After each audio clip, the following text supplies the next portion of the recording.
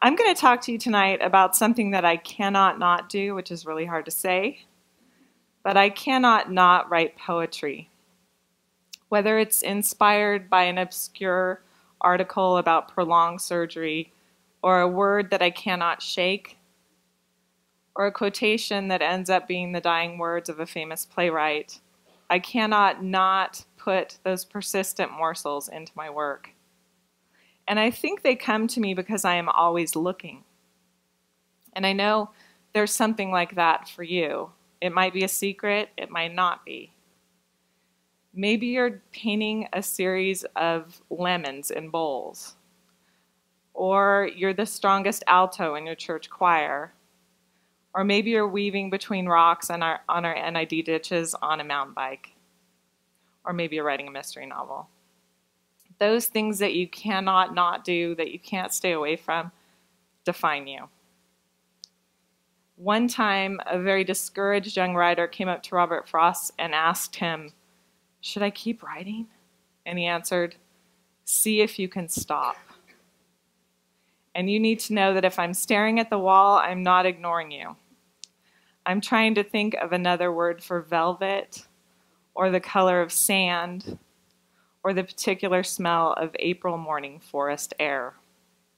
And my brain is a jammed asylum where the patients are whispering things to me all day long. It's hard being me. And they just need to be let out every afternoon to have a walk around the garden.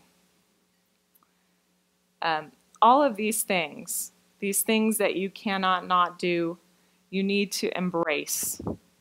You need to realize the very necessity of their existence in your life. For me, along with all of the patients in my asylum, we are always looking up at the patterns of water stains in the ceiling tile, at the way the February moon is hiding from the sun and smiling at us sideways. And I never, ever tire of looking up and out into our muddled, gorgeous world. And you need to know, in the words of Thoreau, it is not what we look at that is important, but what we see. And so now I'm inviting you to look up into my poems and see something new. It's my giant wizard book. The first poem I'm going to be reading tonight comes from the details of Emily Dickinson's bedroom, where she wrote over 1,700 poems. And I really like the idea of everything is drawn from an actual detail. It allows us kind of a time machine into her world. And it also gives her bedroom to the reader. Not only is it our room now, it's still Emily's. So that's the beauty of perception and poetry. So the title of it is, How Do We Know That This Is Poetry? Because there is a ruby decanter and a pewter tray on the corner of the walnut writing desk. Because the room is heated by popping hickory logs in a sooty Franklin stove. Because the room still feels damp and drafty, and the cold sneaks its fingers through the wooden sash, coughs its ice crystals onto the glass. Because the painted black Windsor chair has no cushion, and its seat is 10 shades lighter from friction, as the muslin skirts of the poet polish a deeper imprint every pale morning, every lamp oil evening. Because the same chair's 4 legs drag across a wide plank floor, and because there is the smell of a short jar of night's ink. Because of the clock's pendulum, like a brass moon on a short wand, and its ticking, like the finches pecking in their eave nests. Because the squirrels in the attic scratch the boards in the same way that her silver pen nib marks heavy parchment. Because these symbols become the words that are more than the history of a room, and the details are no longer hers, but ours. The next poem came from a prompt in my writing group. One of my writing partners is here tonight. She will appreciate this. It's called Hiding My Nose, and not my nose, but the word no in plural. And it's about giving yourself the permission to say no to things, which I think is hard for us a lot of the time. So, hiding my nose. First, I kept them in my grandmother's Bible. Its cover like a casket lid, heavy carved dark wood. Between the pages with October's last sugar maple leaves and the memorial cards I keep, because how can I throw away a prayer? Where else should I store these paper headstones? Then I sealed my nose in the sugar jar, buried them in white sweetness without clear oxygen. Yet they will never be an ingredient for a birthday dessert, will never be spooned into black tea beside a wet, ring-stained windowsill. Even you couldn't find them there. Did the nose escape? Did they wait until the tower guard dozed off, his weapon and chin pointed down? Were they rolling under the barbed wire, their fingernails bloody from digging through soil?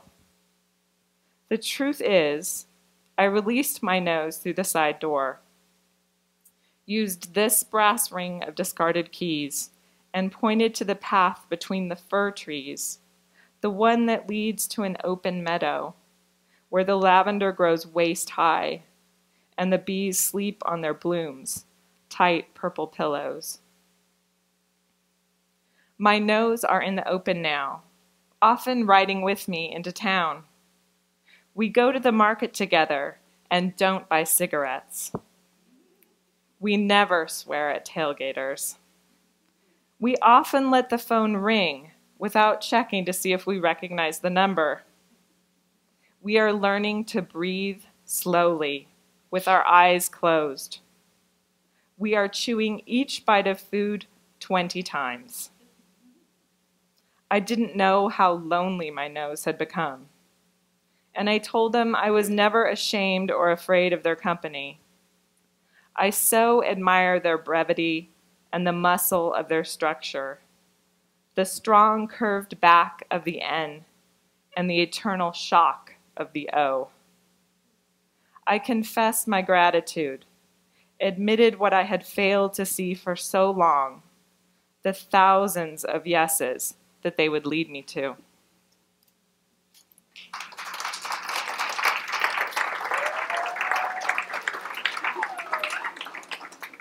And this one kind of ties into Brene Brown's talk. We were discussing, again in writing group, where most of my poems come from, the idea of measuring the things that really matter in our lives quantitatively. And her thing was, if it can't be measured, it doesn't exist. And I have to argue with that, because this poem is called Everything I Value Cannot Be Measured. This one's for Brene Brown. This scale is not made of brass or shaped like a cradle or calibrated by a watch face dial. It is not sitting on the counter of a grocer with a belted white apron. You can use a ruler to find the precise height of the letters on this page, and you can fill your teaspoons with words like saffron, honeysuckle, musket. You can feel the weight of me in each line break and the way I favor the left-hand margin. And if you truly love something, how do you begin to measure it? With a new system of color labels? Perhaps by grafting wisteria branches or plum tree saplings laid end to end across an unfurling June meadow, in cloud writing, or sunset spelling, or wave counting. And can anything measured be unmeasured, unwound, unweighed, erased like a scientific table drawn in pencil on graph paper. Leave the heaviest loves alone. You cannot lift them anyway. Wrap your limbs around them instead, and focus on the weightless light of them, those invisible charts and hatch marks, the entries we make without any ink, the ones we are less likely to lose because they are real, because no one else knows the numbers, because only we know what fits.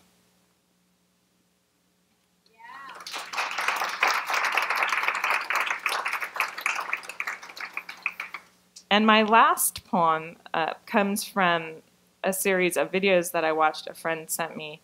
There is a project called the Reign of Poems, and it's based in Europe. And what they do is they go to the sites of terrible bombings and wars, and instead they drop poetry on the site. It's beautiful. The videos are beautiful to see the poems falling from the sky. And the last one was June 26th of last year, and they dropped 100,000 poems from a poetry copter. We want a poetry copter. That's on my list. So the name of this poem is Reign of Poems.